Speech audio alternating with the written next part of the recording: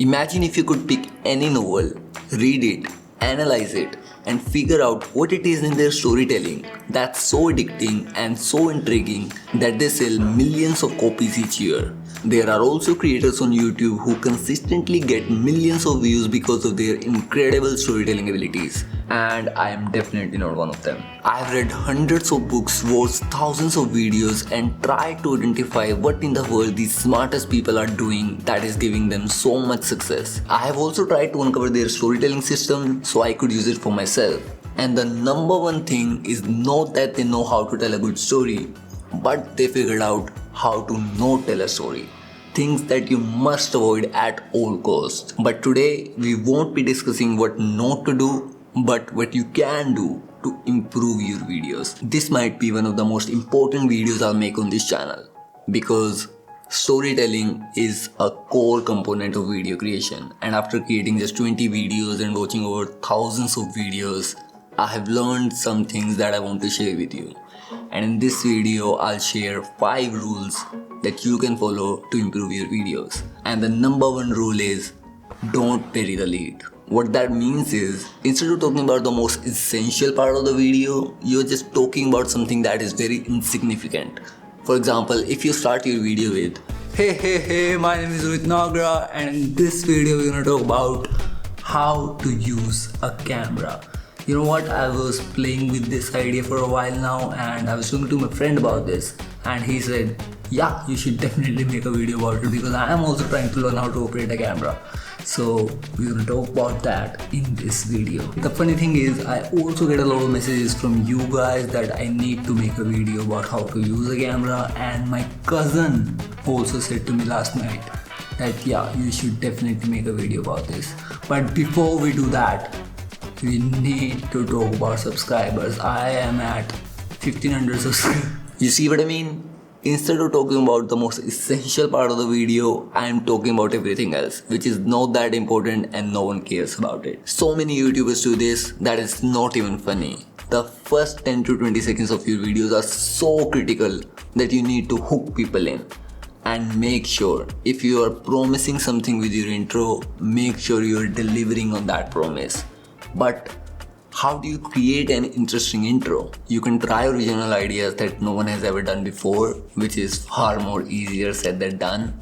Or you can try to bring humor to your videos or just share your unique perspective. I like to do it with high production quality. A lot of people make YouTube videos, but not all of them put so much effort into scripting, lighting, background, editing, and that is my unique thing. That is my unique perspective or skill, whatever you wanna call it. But still, even if you do all of those things, make sure you're delivering on what you have promised with your thumbnail and your title.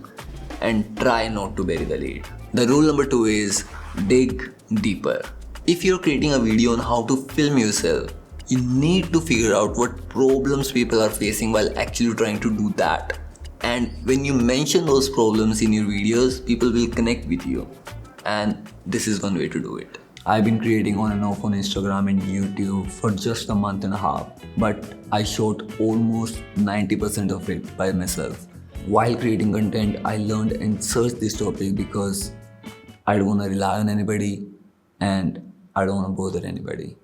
When I said I don't want to rely on anybody or I don't want to bother anybody, a lot of people connected with it because truly many people don't want to rely on someone.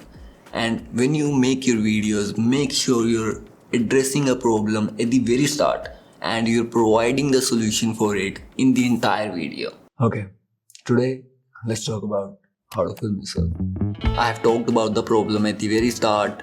So today we're gonna talk about everything. Camera, audio, composition, coverage, and most importantly, light. Explain different aspects of filming myself in the different scenarios so it could connect with a broader audience.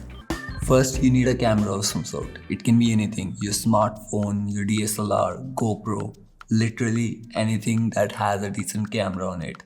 Explained all the gears that I used as well as a lighting solution for a beginner. Full disclosure, I am also very new to this creating content for these platforms, although I am a freelance video editor.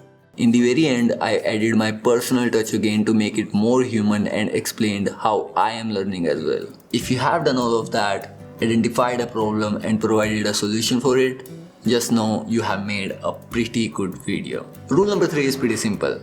Never repeat yourself. I repeat, never repeat yourself. Now of course there are exceptions to this rule. If you're creating a tutorial on something, you'll have to repeat yourself to really make it hit home for people. And if you're talking about one thing to different people, of course there will be repetition. But in most cases, you should avoid repeating yourself.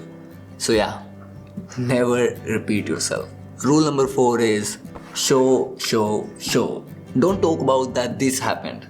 Show that this happened. Instead of telling people that you have to take that wide shot, that medium shot, that close-up shot, you need to actually show it to people. Whenever you can, you need to show people the experience instead of just explaining it to them. Now, you don't have to go out and take 10 different shots from 10 different angles like me. But if you do, more power to you. And you know why most people don't do this? Listen to me very carefully because I'm not gonna repeat myself. Most people don't do this because they are lazy. They sit in front of their camera and they start yapping. They rely on their stories. If you're watching me and if you wanna create videos, please don't add to that. There are already so many lazy influencers and creators are doing exactly that. If you wanna make an impact and provide value to your audience, you have to do a lot of work. And I have said this in my multiple videos, creating videos is actually really hard. And if you want to do it, just do it right.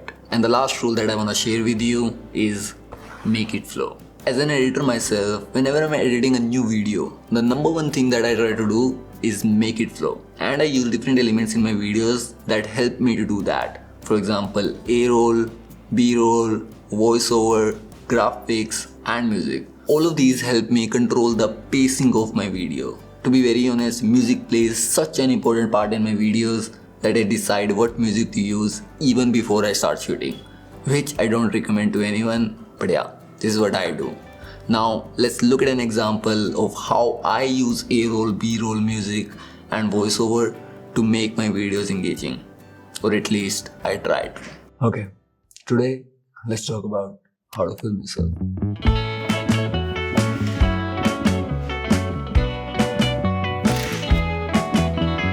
If you're a new content creator / filmmaker or someone who just wants to film yourself, learning how to film yourself is a very good skill to acquire. I've been creating on and off on Instagram and YouTube for just a month and a half, but I shot almost 90% of it by myself. While creating content, I learned and searched this topic because I don't want to rely on anybody and I don't want to bother anybody. Just know this is not a formula that you can apply to your videos. Every video is uniquely different. Try different edits for the first 30 seconds of your video to see what is the most compelling edit. Don't just use the first edit because you spent 5 hours shooting and editing that intro. Give yourself a chance to succeed. I have said this multiple times and I'm gonna say it again.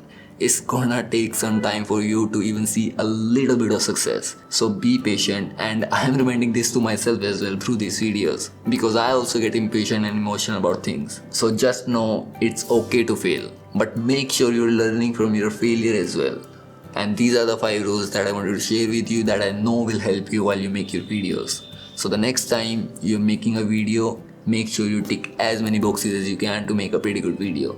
And if you think this was a pretty good video, make sure you're subscribed for more. See you in the next one, and as always, thanks for watching.